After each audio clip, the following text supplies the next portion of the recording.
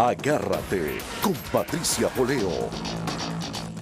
Regresamos con Agárrate en esta parte final del programa y de la semana. Vamos a hablar de la corrupción y la Asamblea Nacional. ¿Qué ha hecho la Asamblea Nacional por investigar los casos de corrupción que son tan obvios, tan conversados, hablados públicamente, los hechos de corrupción del gobierno nacional?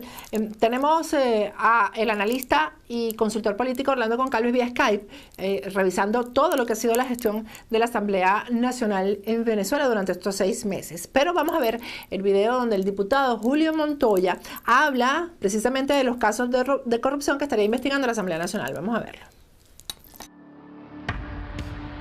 Nervis Villalobos, viceministro de Energía y Petróleo, aparece como una de las personas que tienen cuentas en el Banco de Andorra.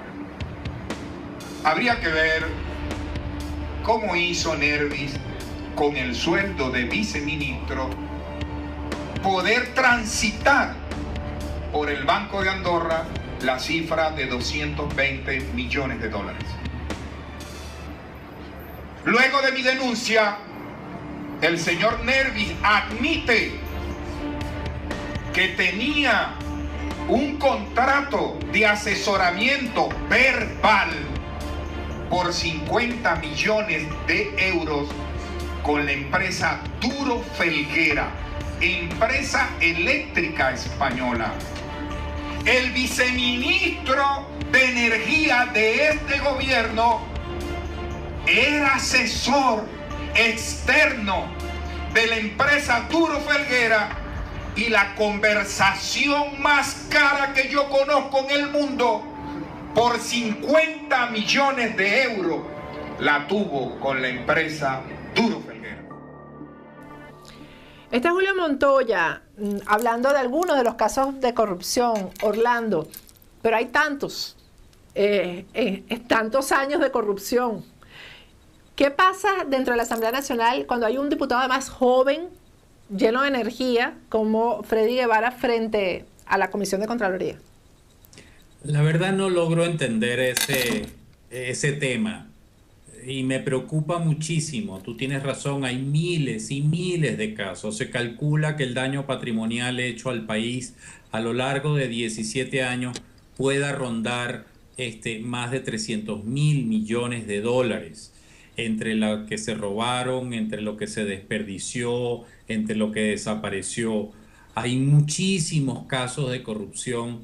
En algunos hay pruebas, se han presentado pruebas de ello. Y realmente ha sido una actitud muy tímida de parte de Freddy Guevara, por un lado, por estar al frente de la Comisión de Contraloría, y del resto de los parlamentarios en no atacar este problema. En mi opinión, debería ser una de las grandes banderas del Parlamento Nacional en investigar a fondo estos casos. Y no importa que el tribunal saque una resolución, una ley que diga que usted no puede citar a los ministros. Cite a los exministros, pues. Cite a los que ya no están en gobierno, pero que estuvieron en cargo y que tienen responsabilidad sobre la ejecución presupuestal y la ejecución administrativa en su momento. Entonces, la verdad, no logro entender por qué esto está tan tranquilo y no ha salido nada a la luz pública.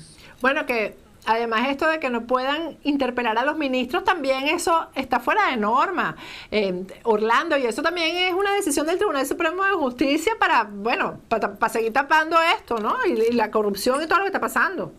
Es correcto, es una más del Tribunal Supremo de Justicia, una demostración más del irrespeto del tribunal hacia la Asamblea y una prueba más de que no hay separación de poderes, porque eso fue una instrucción del Ejecutivo. Claro. Pero por eso te digo, cita a los exministros, cita a los exviceministros, cita a los presidentes de las fundaciones, cita a propios parlamentarios que están sentados allí en la Asamblea Nacional y que fueron ministros y fueron gobernadores.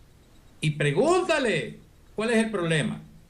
Así es, bueno, hay una declaración que vamos a ver a continuación, a recordarla, de Henry Ramos Alup y también de José Guerra acerca precisamente de la ausencia de estos ministros ante una citación de la Asamblea Nacional. Vamos a verla.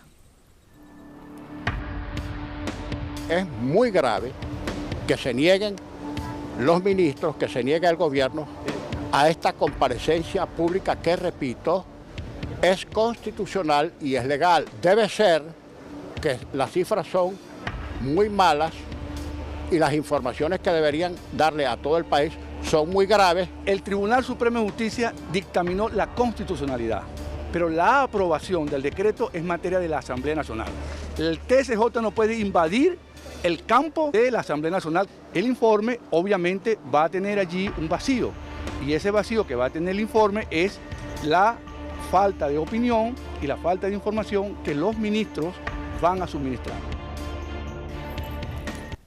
Gravísimo. Orlando, ¿qué va a pasar? ¿Qué crees tú que puede pasar analizando pues lo que ha sido el comportamiento de la Asamblea Nacional, de los otros poderes, lo que está pasando en el país? Porque parece que la política o los políticos fueran por un lado y por el otro lado va el país, el hambre, la miseria, la falta de medicamentos, la necesidad, la angustia. ¿Qué va a pasar en los próximos 6 meses? Mira, a mi manera de ver, la Asamblea Nacional tiene que replantearse su papel. Consta en las encuestas que el nivel de aprobación y de aceptación de la Asamblea Nacional ha venido reduciendo, ha venido cayendo, justo porque la expectativa que se generó después del 6 de diciembre fue tremenda, inmensa, y esa expectativa no ha sido cumplida. Entonces, en primer lugar, tienen que replantearse, bueno, ¿qué vamos a hacer y cómo hacemos para mantener la esperanza de la gente, por un lado, y por el otro lado, para ponerle punto final a esta situación? Pues está en nuestras manos como parlamentarios ponerle punto final a esto. En segundo lugar, pienso que el gobierno va a seguir haciendo exactamente lo mismo. Su objetivo es uno solo: mantenerse en el poder a toda costa y a cualquier costo. Lo que le suceda a la gente, la hambre, el que la gente muera porque no tiene medicamentos, atención médica, la delincuencia desbordada, eso no es problema de ellos, eso no les importa a ellos. No tienen nada que ver con eso. Su objetivo es mantenerse en el poder. Por lo tanto, la Asamblea, que ya sabe que es irrespetada, que lo ha sido, que lo seguirá siendo, tiene que replantearse su papel porque no puede seguir así. La Asamblea tiene una gran responsabilidad con Venezuela y con su población. Ellos tienen en sus manos herramientas para ponerle punto final al gobierno de Nicolás Maduro y lograr un cambio radical en favor de la gente. Bueno, y tienen el apoyo popular, que es lo más importante, y el reconocimiento internacional como institución, que es la más legítima incluso en Venezuela, porque realmente es la que ha sido electa más recientemente y con mayor votación. Así es correcto. Entonces, ellos tienen que replantearse muy bien su estrategia para los próximos meses, porque, repito, no pueden seguir con tibiezas. Tienen que comenzar a poner los puntos sobre las íes y a marcar pauta, y que la gente entienda que ellos están haciendo su labor, pero que ellos tienen que presionar muy duro al gobierno y presionar para que las cosas cambien. Yo soy de la tesis que el revocatorio no se va a hacer ni este año ni el que viene, porque sencillamente el gobierno lo está torpedeando, y para eso tiene su brazo ejecutor que se llama el Consejo Nacional Electoral. Y el Tribunal Supremo de Justicia. Y el Tribunal Supremo de Justicia. Entonces, ahí no hay posibilidades. ¿Es una vía que se intentó? Sí, pero no va a resultar, todo indica que no va a resultar. Pero hay otros caminos. Hablamos del decreto Branco, hablamos de la nacionalidad de Maduro, hablamos de los miles de casos de corrupción que hay. Entonces, yo sí pienso que la Asamblea tiene que replantearse su camino, y sobre todo, y lo más importante, es que la Asamblea, el bloque opositor, actúe como tal, como bloque opositor, y no satisfaciendo algunos egos personales y entonces hagamos esta ley y hagamos esta otra. No, hay que enfocarse, la responsabilidad que tienen es inmensa y todos los venezolanos esperamos que la asuman y la cumplan. Bueno, Orlando, muchísimas gracias por habernos dedicado tanto tiempo el día de hoy para ayudarnos a hacer este examen a la Asamblea Nacional en estos 6 meses de gestión. Gracias.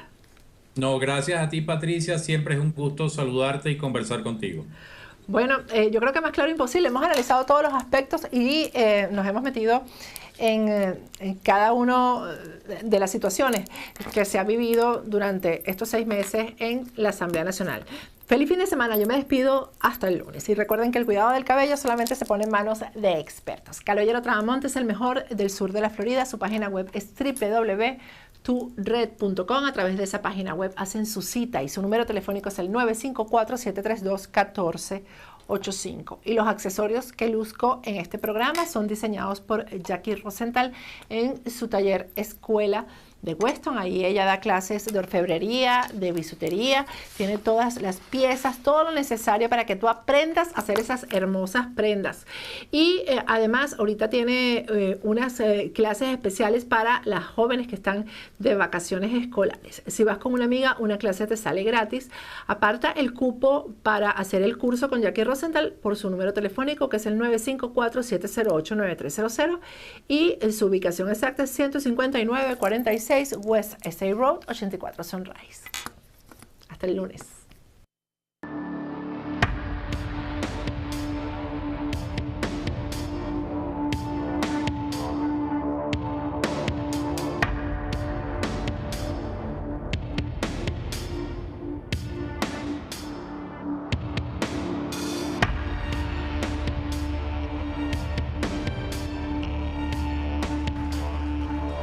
Dentro del lapso de 6 meses, a partir de hoy, una salida constitucional, democrática, pacífica y electoral para la cesación de este gobierno. Que aquí desde hoy la cosa cambia.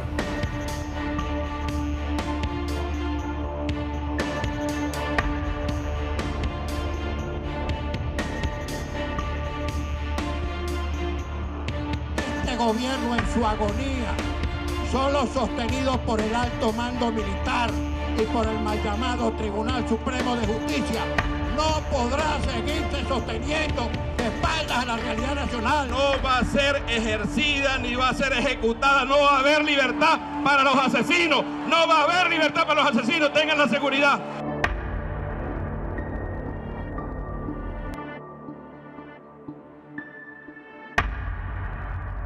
Este programa fue presentado por Grupo Sí España, servicio integral para España. La Pradera, productos del campo. Venepana World, tu solución para movilizarte en Panamá. Victory Express Cargo.